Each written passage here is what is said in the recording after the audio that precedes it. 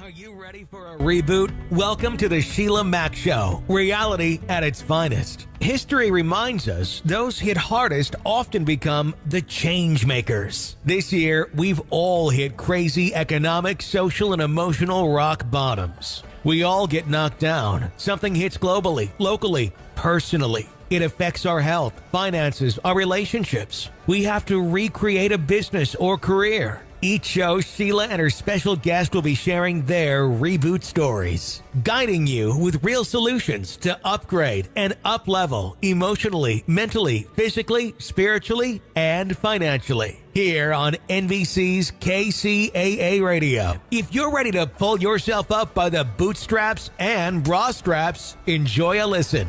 Here's Sheila. Welcome to the Sheila Mack Show. I'm your host, Sheila Mack, and here we have real people sharing real stories and actionable steps to help you reinvent, rebuild, and reboot your business and personal life on your terms. I'm your host, Sheila Mack, and today we are getting back to business with part 2 of a special feature presentation with Abrahsm. Mentor to mentors and the highest paid marketing consultant in the world. He's the go-to guy now. And I gotta say, if you think of most of the marketing consultants that you probably don't know the name of, they've all been influenced by Jay. I probably wouldn't be here without my mentor, Abrahsm. Through, his teachings and what he's done for me, he's taught me how to position myself in very unique positions, what is my unique offering, as well as the ability to communicate. Abrahsm has significantly increased the bottom line of over 10,000 clients and over 400 industries worldwide. Jay has had a tremendous influence on my business. Not just my business, but really the deep ways in which I think about my students, my readers, my clients, my customers. His books have profoundly influenced my ability to grow Bulletproof, and his personal mentorship and his one-on-one sessions with me have absolutely changed the game for me and for Bulletproof and for our mission to change the world. Forbes magazine called him the real thing and lists Jay as one of the top 5 executive coaches in the country. He's also a best-selling author and has been featured in USA Today, the New York Times, Inc., and Success, among many others. Life is a series of mentors, and Abrahsm is absolutely the best in that area. Welcome to the show, Jay.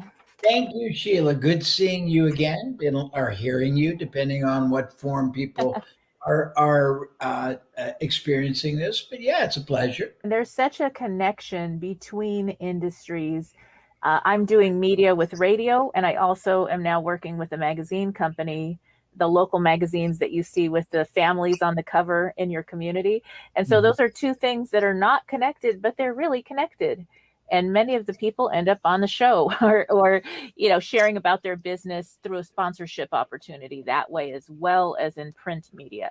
What do you think about print media and advertising? What would you suggest? How would you diversify or stand out in today's very interesting economy and time? Well, I think people who read print are probably very, very responsive people. Not as many, but probably a sort of core. We're experimenting right now with Inc. magazine, Forbes magazine, the business section of the Sunday New York Times, and a couple of others. And what we try to do is for the first, pardon my voice, for the first test stage, we try to negotiate a very advantageous price.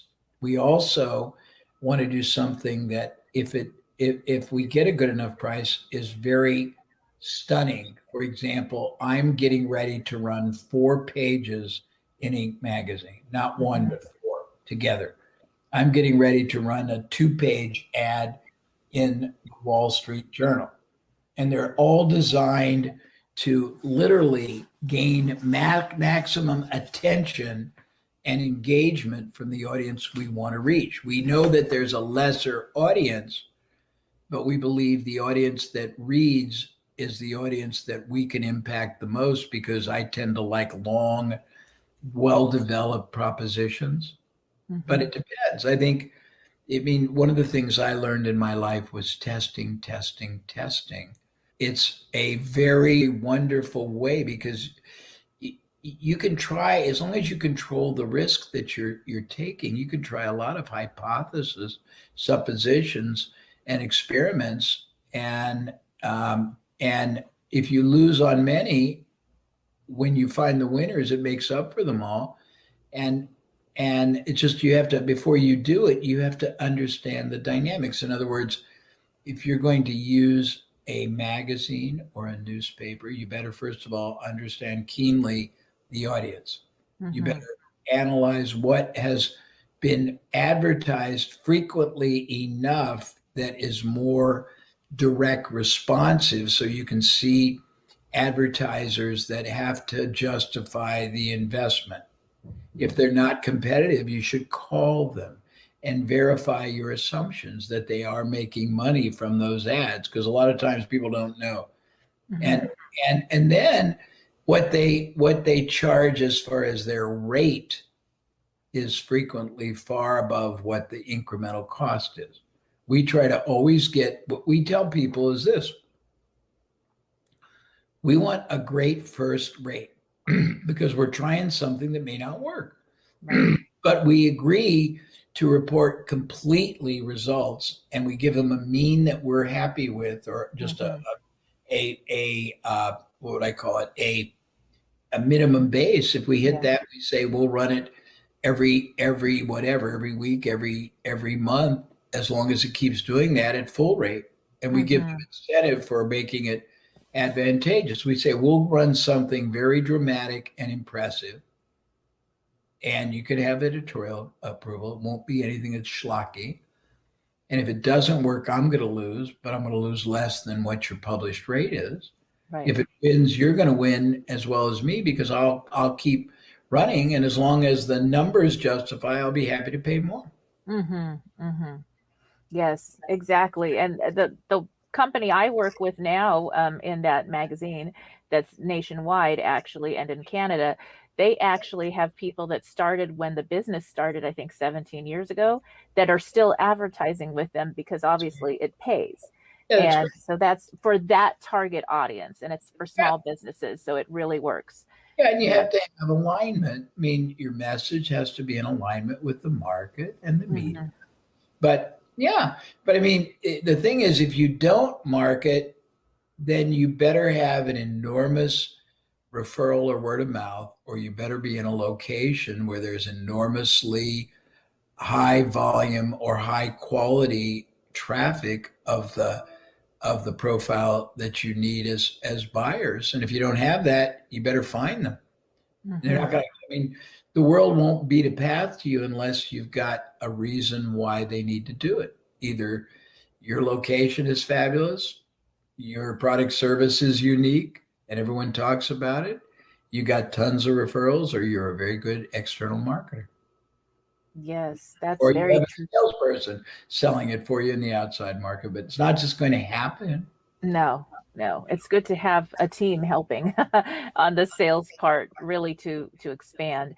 Now, for branding, there's marketing and there's branding. So for branding, for really getting your name out there, it takes so many times for somebody to see the name, to get the message before they actually connect with a new business, let's just say.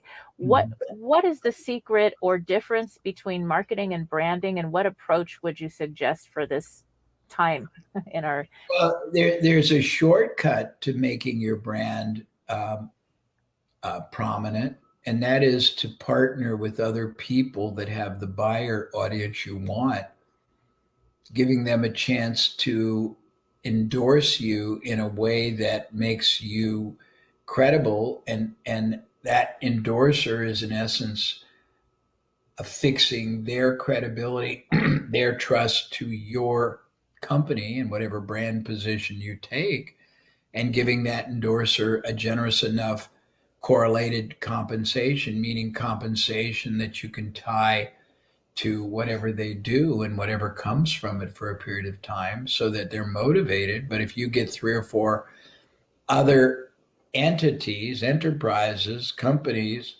influencers who have the trust of the market you're trying to reach to endorse you to their market, that can create rapid, if not almost overnight, brand significance.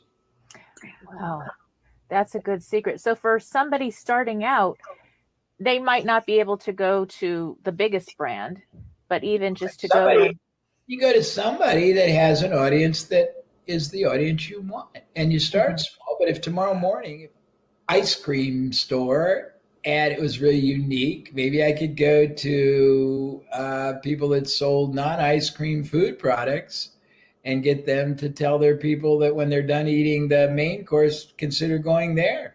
Give them coupons to give away, give them anything, and figure a way to pay them very, very, very generously in the beginning, because once they used their access to their market to build my brand currency, meaning the quality of my brand to people and the awareness and the desirability, I'm going to make all the repeat sales. I'm going to make all the preferred sales. I'm going to make all the word of mouth sales. So who cares if you pay a lot in the beginning? If you can pay for results instead of advertising, you're always going to be better off, because you'll never pay a penny out until you get a result in first. That makes so much sense. I can go back to when I opened my first gift store in Montrose, California. It was 5,000 square feet, and I wanted the building next to all the restaurants. Okay. All the other stores closed at 5 p.m.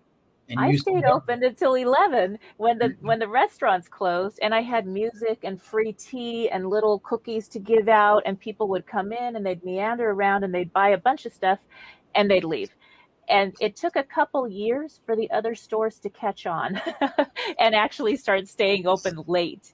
So that it paid for me to buy a building instead of continuing to rent. That's very smart. I like that a lot. Yeah, that was fun. And so that's an example. It didn't cost me anything different. The rent was the same 3 blocks down away from the restaurants.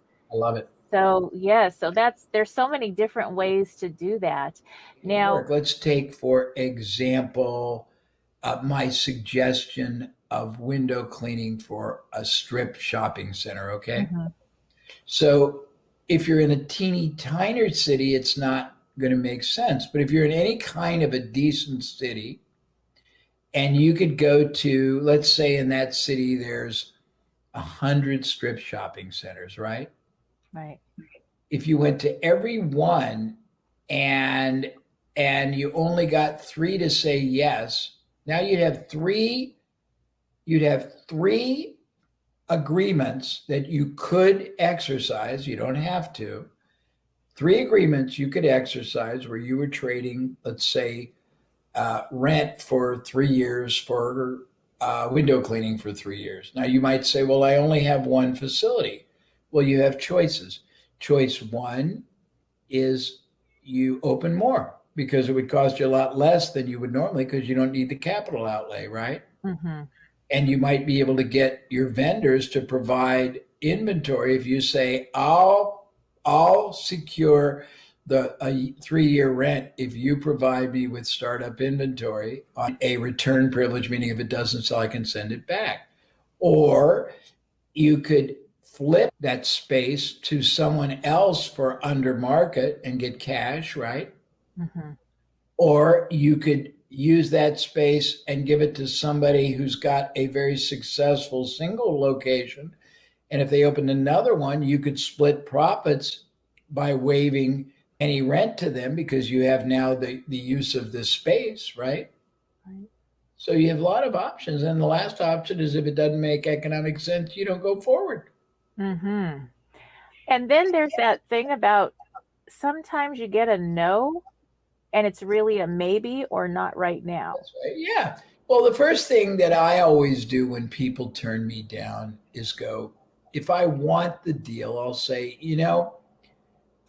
I hear what you're saying, but I sense I haven't conveyed enough of the value and the benefit to you. So what I'm going to do is either come back to you with a renewed approach, or I'm going to stay in touch, because I suspect as you think about it over time, you will reconsider. And if you don't, I suspect you have in your realm of contacts, other people who might be benefited from this. And I always program them. To me, I look at it like a positive Chinese water torture. It's only a matter of time before the people you want to deal with will deal with you.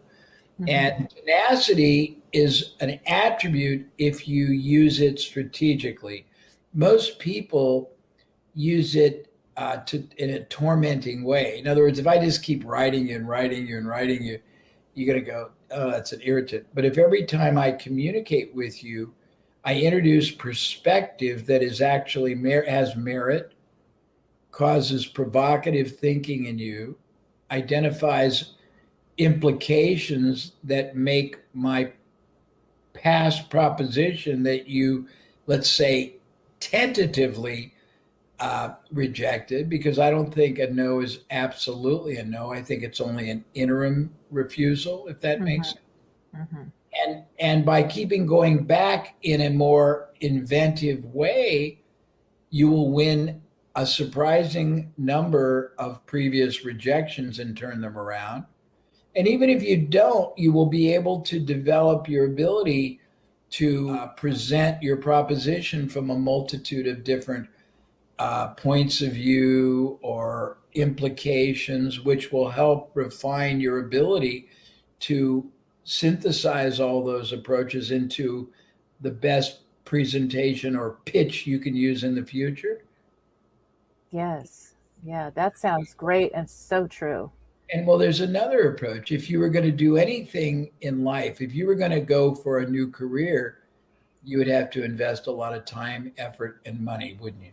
Mm-hmm. So if you say that the potential rejections I need to experience to perfect and refine and evolve my presentation skills is a far cry less than the investment of time, effort, or money I would have to invest in anything else I would do that would be designed to make me money. That's really good. It is very powerful. It's a new way of looking at it, isn't it? So, I mean, and people that are very, very analytical about rejection, that really get the mechanism and get relatively good at presenting, they don't look at rejection as defeat. They look at it every time I get 8 rejections, I get 1 sale. So they don't look at, so if a sale is worth X, let's say I'm selling something that has, let's use a very easy, that had, let's say 1 out of 10 buy, okay? And I get rejected from 9. Statistical probability, it may not happen, but the 10th one buys and it's a $10,000 profit. Everyone who says no is actually worth, if you look at it, $1,000 to me. Yes. So different ways of looking at it to mitigate the negativity in it.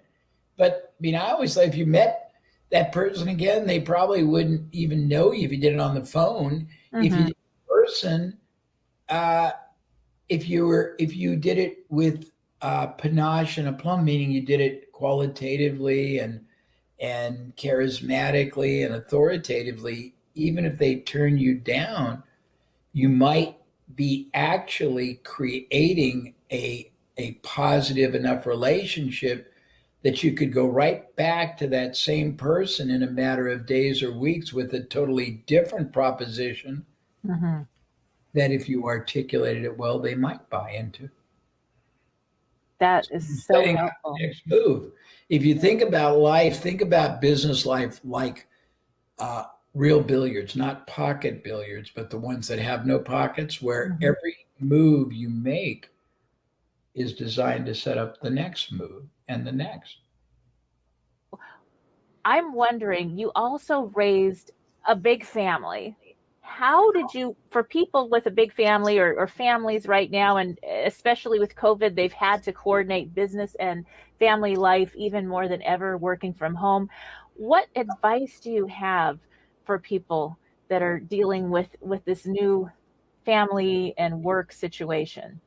Well, I think the first is try to appreciate each other's reality, because it's hard on everybody. Mhm. and try to support each person's reality.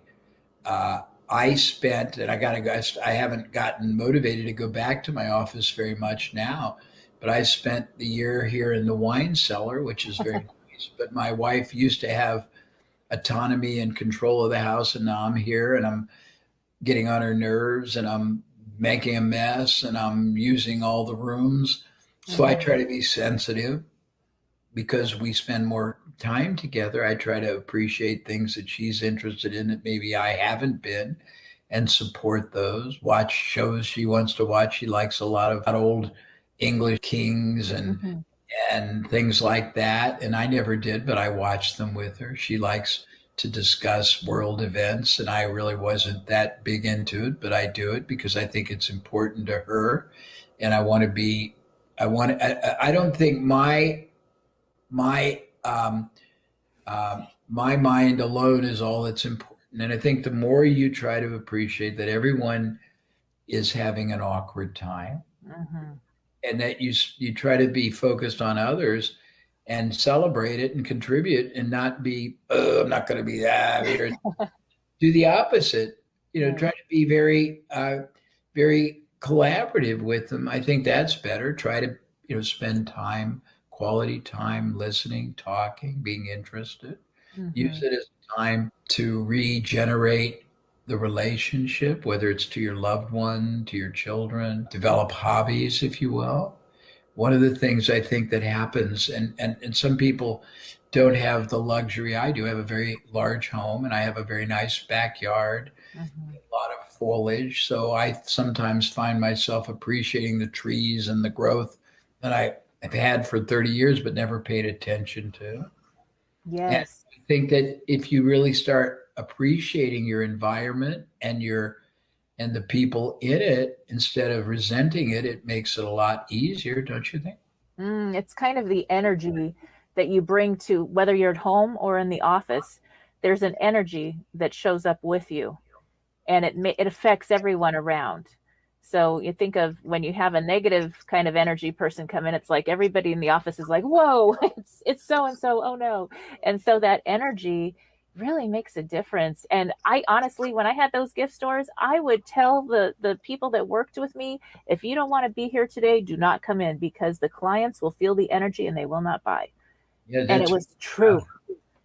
Yes, that made all the difference. It wasn't worth me paying them, to be honest, when they were there.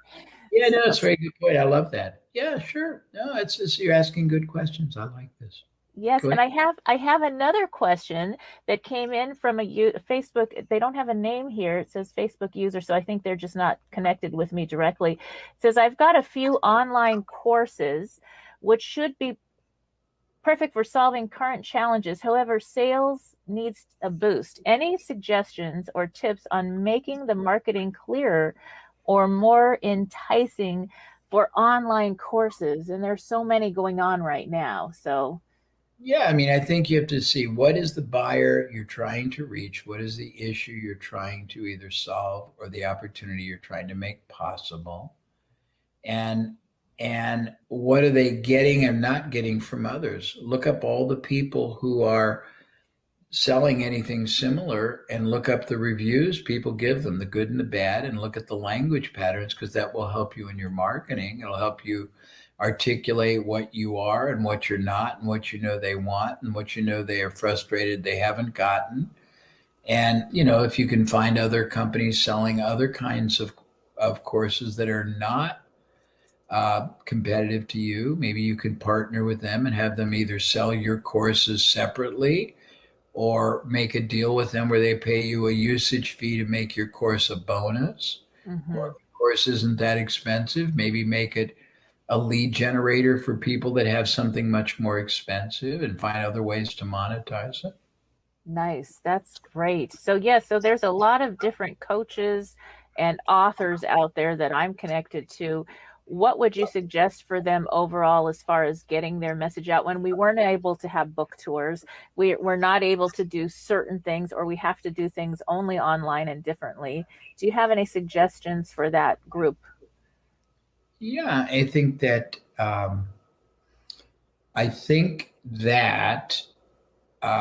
you just have to find people that already have your audience and collaborate with them. It's a very safe way. And you have to make, the only way they'll collaborate is if you make it very well worth their while. And if you're chintzy, you shouldn't be surprised if they won't do it. You have to look at, most people go, oh, I'll give you 10% of sales when they're making on a course, for example, 99%. And I would say, why would anyone want to do that? Why don't you look at it from a different paradigm? If you get somebody to help you sell 20 programs to their audience that you never would have had, that's 20 times whatever your program sells for, 500, 1,000, that you'd never have had. So sharing half of that costs you nothing. It makes you $5,000. Sharing 60% costs you nothing. It makes you $4,000. Sharing 70% costs you nothing. It makes you $3,000, doesn't it? Yes. And then people are aware of your products, your book, your courses, and they can connect with you further from there. But if you don't get your foot in the door, you're kind of stuck. You get nothing. And you get buyers you can resell other things to down the road. But yeah, I mean, a lot of people have a very linear and unilateral sort of a mindset where they don't really understand what the dynamics in play are. And so they don't get a good outcome because they don't approach it from the right mindset. Yes. Now, you have some programs that you were sharing recently. I attended one of them. So that was online. Can you share about some of those things that you are doing now to help people with their businesses? Well, I mean, I have different initiatives. There's a partner of mine that makes very affordable things. We've done challenges. We have a program that's called Small Moves, Big Profits. They're easy, safe things you do a little differently, and they produce all kinds of increased revenue and profit for you. We have programs on we have 100 ways to generate referrals. We have another program. It's 100 ways to do joint ventures. We have an expensive program on how to grow your business profits beyond exponential. We have programs on our website that are everything from creating your own business success and giving you ways to start a business to how to build a power practice. I have lots of different programs, but we do a lot of modest ones for people who are on limited budgets and need somebody they can trust. And then we have subscription programs that are modest. Then I work with clients privately, and I'm not inexpensive. I'm relatively costly. So most people probably wouldn't be, unless, if they're significant, I'd love, to tell them about my services, but they're very expensive and not really affordable to a lot of people. Yes. So one of the things that I've seen over the years, because I've been watching your programs and actually attending many events, masterminds, Tony Robbins Platinum event that you were at, and your breakthrough. And I've seen people that have started with maybe the lowest price, and then they apply. When they do the application, the next thing you know, they're in the bigger rooms because your advice actually gives results. And so that's the difference. It is more than wonderful to be able to start wherever you are and not overspend, but apply. What suggestions do you have as far as people going from attending things, whatever it is, because there's so many things to attend right now, at your programs, everybody else's, attending them, but actually doing the application? The big challenge to people is implementation and execution, and they get intimidated. They get intimidated by complexity. They get intimidated by self-doubt. They get intimidated by even the thought of being more successful, even though that seems contrary to why they do it. But I think I always say divide and conquer. You start with the easiest thing you can do that could win, not the biggest. So you get validation that the concept you got from whoever you learned it from is viable and that you're worthy. And then you keep taking that success and parlaying it. It took you until today to get to where you are. So thinking you're going to make $1 trillion in your underwear overnight watching Oprah, with one eye is probably a little bit delusional. And Right. okay, I just want to get started. If I Mm-hmm. only make $100 on this one, if I only make $500 on this one, but I'm going to keep doing it until I get it systematic, continuous, sequential, and then you do that. And when you start doing that, wonderful things happen. But there's a great quote, Sheila. More is accomplished through movement than will ever Mm-hmm. be accomplished through meditation. Yes. That makes all the difference. That is so true. And I think there's something in sometimes we do things and it doesn't work out, and there's even more value in that lesson or learning. You think about it, there was a famous athlete I used to help. Most people won't know him, so it doesn't matter. But he failed publicly in Super Bowls and in critical games, and he turned out to be massively successful post career in business. And he wrote a book that failure isn't permanent, it's just a temporary thing. Tony said it, Tony Robbins, you can change your life in a heartbeat. You can change the direction.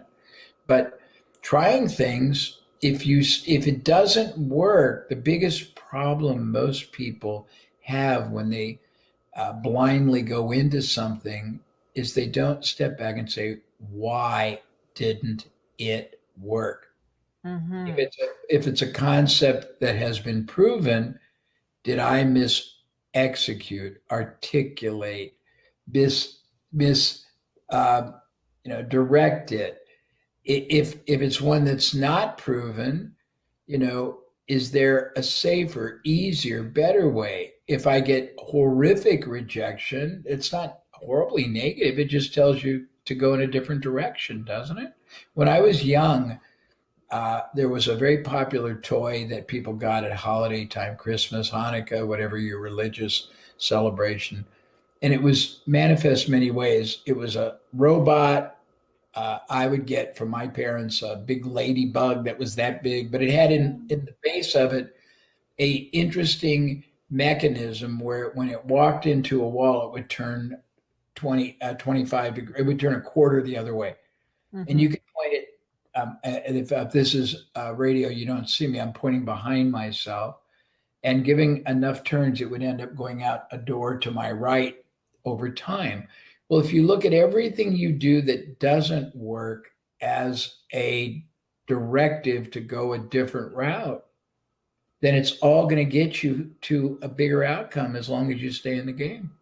Mm-hmm. That's like that Tony saying makes all the difference. So that when you think that you are at the bottom and you can't do anything else, the rock bottom, like my book talks about, it's actually when you're really close and you just got to keep going. And it's really hard because I think this year everybody's had some kind of surprise rock bottom that we never expected. We couldn't even fathom the crazy things that are going on. So yeah, so that makes a big difference. I have somebody else that wrote in right now, and they say, thank you for the tip about the profit share, and the 40-50% was also great. I'll apply that to a few of the popular programs and the online. Okay. Oh, I know who that is. An online photo reading and fearless public speaking. I know that's a friend from London. So, yes, and she's been to some of your events too. So yes, that's great. Okay. So that makes a big difference. And I think now we're connecting globally. I know you're international. Do you have any suggestions for that change where because we're online, we're able to connect with people from London? I have London and Australia on right now, all these different countries. Whatever you are selling, I mean, you have the chance, as long as it's legal, to deliver it either in a service form or in a physical form anywhere in the world. You can sell anywhere in the world. It's really great because in the past, in order to sell internationally or nationally outside of a locale, you needed facilities, you needed rent and people. Now, because of e-commerce and virtual communication and webinars and Zoom and Facebook Live and Instagram and all these things. You can sell anywhere you want in the world that people can buy. And as long as you can economically and legally get the product or service into their hands, literally or figuratively, the world is your oyster, and you can compete now. I mean, you can compete with with the largest corporations. Mm-hmm. You can compete with companies 100 times your size. So it's a matter of your ingenuity, your marketing capability, and your belief, and that you have the ability to identify an audience and target them. But yeah. Yeah, I mean, the cost of traveling, as much as I love to hug people and see people in person, obviously we all do, but the cost to travel to another country and maybe like go to Dubai or something, it's what, 20 some odd hours, and you're flying and you're exhausted, and then you've got to do the event and you've got to pay for the hotel. It's very efficient. This is terrible. I need 2 minutes to sell somebody something. Can you? We can keep going, and go ahead. Yes. Yeah, and I do have to stop in a short period, but I can go for a little longer. But I just have to do something. Be right back. Okay. All right. So Jay will be right back. And if you have any more questions that you would like me to ask, just message in or send them into www.dearsheila.com. And I have someone looking at and reviewing questions there. So always happy to ask your questions. Jay makes so many incredibly good points about business. And I think that there's something that happens when we let go of that fear of rejection, when we start connecting, even in our community, even in small ways, we're able to have friendships with other business owners and then collaborate and all enjoy helping serve clients in a better way. So that's something that I've been applying since I heard Jay speak, and he can just give you so many ideas. You've got to take notes every time you listen to Jay talking about that. But I want to just share a little memory. I attended his Breakthrough Mastermind program. It was, when you read about the mastermind that Napoleon Hill actually talks about in the Think and Grow Rich book, it was kind of that same experience. There were so many people, businesses sharing ideas and collaborating, and we're all still friends today from that one weekend program. And that made such a difference in my business and career and thought process, as well as just being able to connect and collaborate and hear different ideas that had nothing to do with what I was doing for business, but gave me ideas to apply to what I was doing. And that really, really made a big difference for me personally. So that was incredible, and something that hopefully you'll all be able to experience at some point in one way or another. So yeah, I am back. I was just bragging about your incredible breakthrough event and the experience that I had. And so I have a couple, and I asked for some more questions. So I have Alan here, Alan Burke, and he says, I read Jay's Mediocrity to Millions PDF, and I would like to ask him, I would like to travel the world and work with clients globally. How do I accept payment online or digital wire transfer? That's online invoice. What is the best way? Because he's working with audiences, people from around the globe now. People can wire. We get wires we get it from, I have money wired from Taiwan, Japan. Somebody just wired me money from France. So, I mean, you get it from everywhere. So I don't think that's a problem. And I'm not good in things like PayPal or what's it called? Vend something. Venmo. But yeah, there's all kinds of ways to do it. I'm not a good authority on it, but as long as you're dealing with honorable people who have the ability ethically, we've been paid from from people in China too, but it normally comes from another country. So that's a little probably trickier, and I don't understand it. But I think in most cases, if it's a country that allows currency transfer, that's not hard to do. Banks are wiring money all over. We wire money all over. So I think that your person just doesn't understand it. It's just a matter. Almost everybody is used to doing business that way. And you probably Mhm. can take credit cards too, depending on what you're doing and what you're charging. We sometimes, I mean, Sheila, you know this, we've had people put 200,000 on their American Express card. Mhm. And you have to get clearance for it. But once that person authorizes it and you tell your bank it's real and they verify it, you take a big hit on it as far as the discount. But there's tons of ways to, I mean, getting paid is not the key. It's creating the value that people want to pay for. Mhm. Mhm. And some of those credit card programs, they have so many rewards that then when travel opens up again, you'll be able to go quite a few places for free or at a really big discount. So that kind of makes it work out as long as you don't get over indebted. Everyone Uh, likes the points. Sadly, most of the points aren't worth what you think. I mean, we had, I've had $1 million of a million American Express points and thought I could spend like a drunken sailor. It didn't buy that much, but it's still nice to get, I guess. What yes. else can I answer for you while we're still together? Yes, I would love for you to share about like the challenge you just did and that program, how people could maybe get involved with those kind of entry level more programs to get started with you and Yeah, how that looks. sure.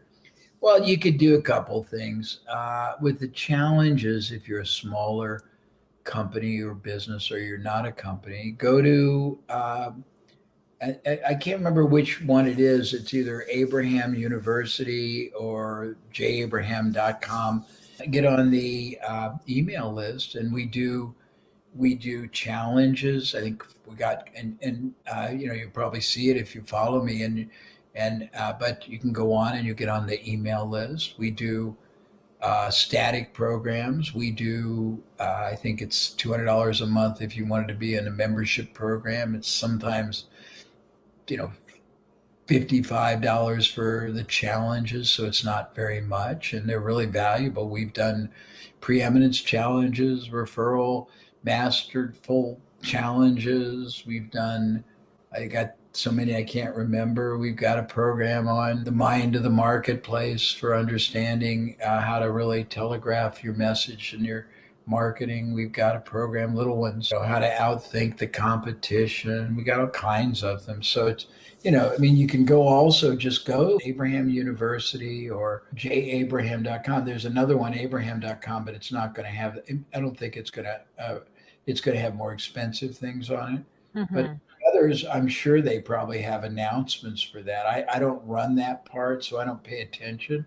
But I know we have challenges coming up. We have a preeminence challenge, a greatness challenge. It's all one. We have I think another referral challenge coming. We have something called sharing some of these interventions I did with Tony. Quantum business growth or something. I can't Oh remember. yes, yes. I think that's what it is. I do remember seeing that So we got coming so up much soon. stuff. I don't even pay attention. I have so many things always going on, but they're very, very modest in price, and I try to give a lot more than expected. And with full disclosure, we still try to sell more things at the end, but you're not obligated to buy them. And Hmm. most of them are designed that at the end, win, lose, or draw on our part, you'll know how to capitalize on that content and that topic. So they're really cool. Yes, and could you share a little bit about this concept of preeminence and how a new business could actually establish some preeminence in their business and community? Sure. The concept is very foundational.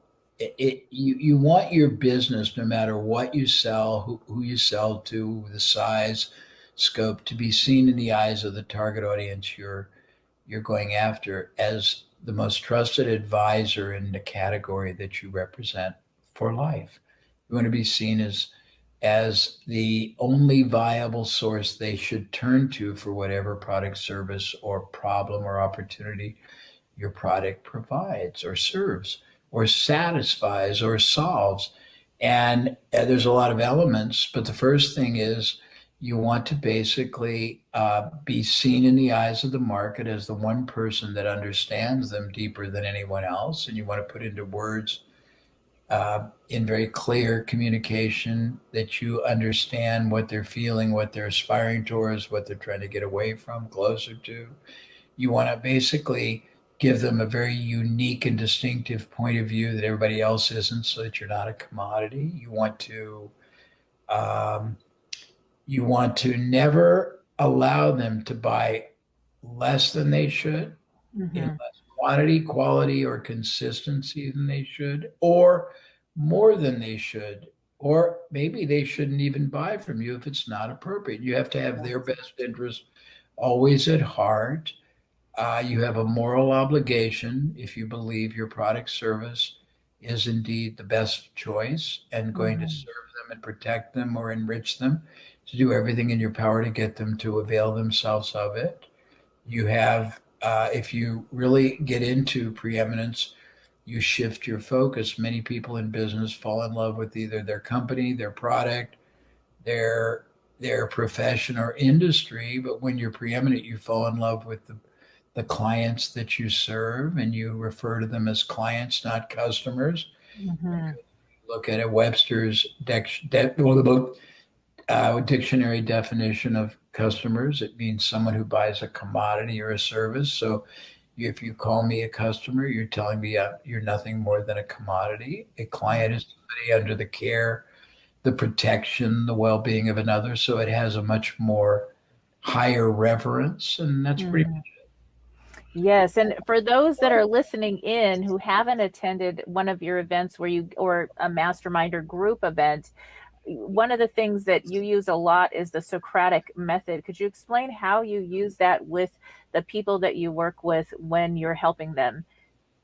Well, I mean, there's a quote, first of all, by Socrates. He said, "A life unexamined is a life not worth living." So my premise is a derivative. A business that it's not constantly examined from as many impact points as possible is one that's not worth owning. So when I start out with a client or a program attendee like the one you went to, we start asking a myriad of questions. And I have, I guess I should be grateful, an expansive enough background in diverse business that I can relatively frequently, not always, but mostly understand and extrapolate what's going on in there. So I ask lots of logical questions that just keep progressing down the path of what's happening. Where do they get their business? How do they get it?